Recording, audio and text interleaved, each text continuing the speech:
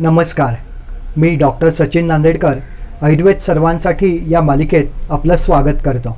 आपला आजचा विषय आहे सर्दी खोकला आणि घरगुती उपचार।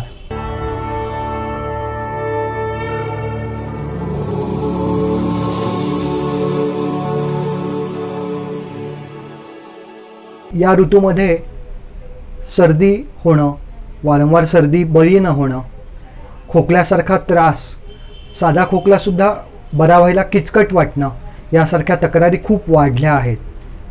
कारण आत्ताच्या या ऋतूतली उष्णता, वाढलेलं प्रदूषण हे याचं खूप समान कारण आहे। पण यासोबत सर्दी खोकल्यासाठी, कफासाठी आपल्याला काही आहारातली कारणं टाळायला हवी।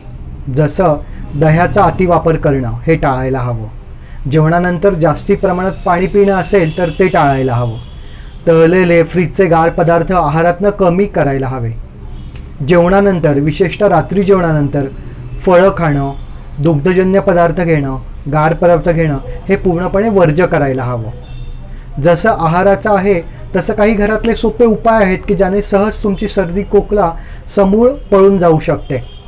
त्याच्यामध्ये पहिली चिकित्सा आहे ते म्हणजे नस्य करणं। साखरेच्या पाण्याचे थेंब नाकात सोडले किंवा गाईच्या तुपाचं नस्य केलं तर सर्दी चुटकीसरशी कमी होऊन जाते।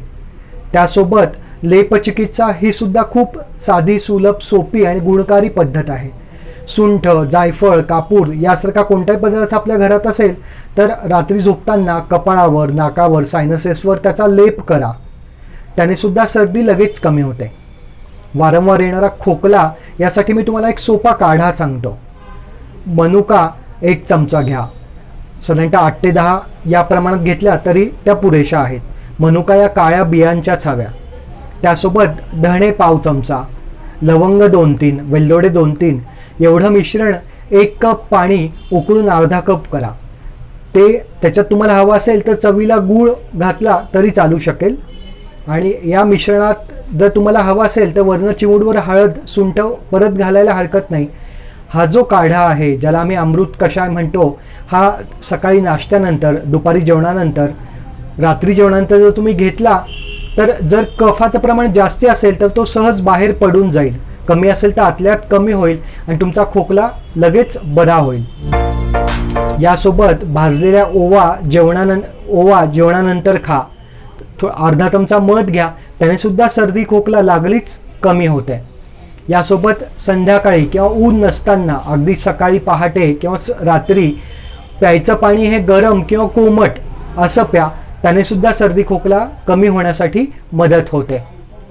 हे सगळं करत असताना यासोबत जर तुम्ही छाती, पाठपोट थोडंसं शेकलं किंवा धूपन चिकित्सा म्हणजे सुंठ, वेखंड याचा धूर तव्यावर समजा ओवा यासारखे पदार्थ टाकून त्याचा धूर जर नाकाद्वारे घेतला तर त्याने आपले सायनसेस लगेच मोकळे होतात आणि सर्दी आणि खोकला कसा बरा झाला किंवा एवढा मोठ्या प्रमाणात सर्दी खोकला आपल्याला होता याचे सुद्धा तुम्हाला विस्मरण होईल। इतक्या चुटकीसरशी या सोप्या उपायांनी सर्दी खोकला बरा होऊन जाईल।